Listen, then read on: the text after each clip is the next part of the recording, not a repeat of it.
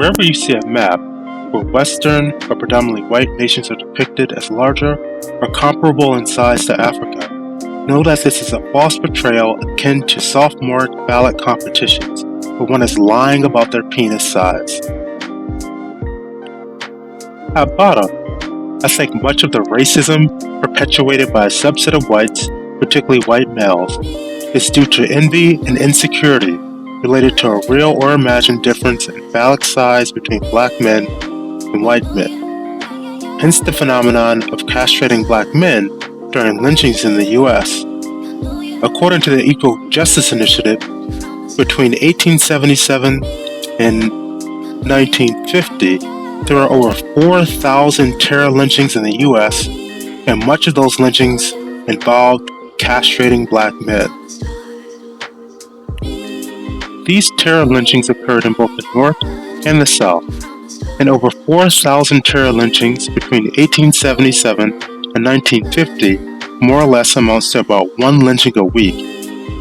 Whether the black male was dead or alive, it was quite common to sever the black man's penis from his body and keep it as a souvenir. If that's not penis envy, I don't know what is. In ancient Africa, the black male phallus was often used as a symbol of spiritual resurrection. According to some accounts, the term resurrection originally meant rise-erection. And the Tekhenu or obelisks in ancient Kemet, later called Egypt, are a prime example of this. The Washington Monument in Washington, D.C., and the Tekhen or obelisk in the Vatican are modeled after this ancient African symbol.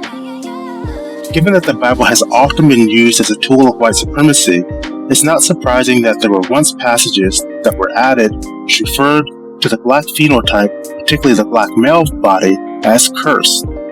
According to a subset of biblical literalists, black people are believed to be the descendants of Ham. This theory has been used to justify racist ideologies concerning blacks. The tampered passage below comes from what was once a part of Genesis 9 through 10, and it was added many centuries ago but has since been taken out.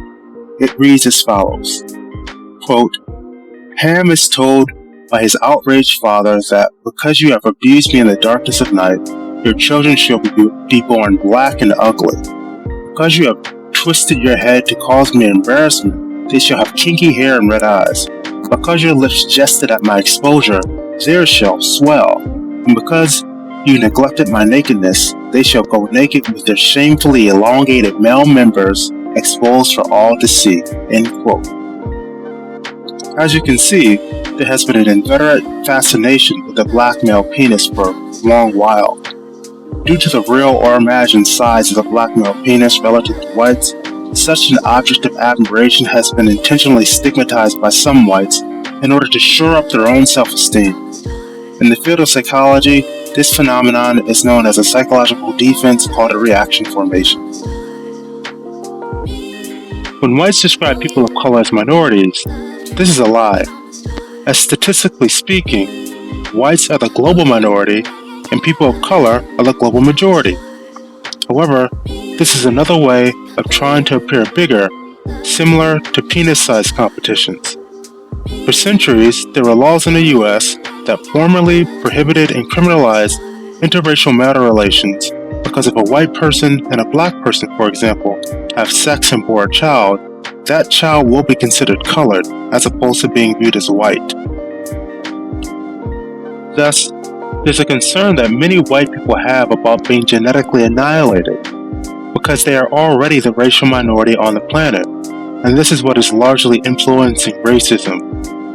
Anti-black racism is the most intense form of racism because black people have the most color in their skin, and if they bore a child with a white person, that child will be deeply colored.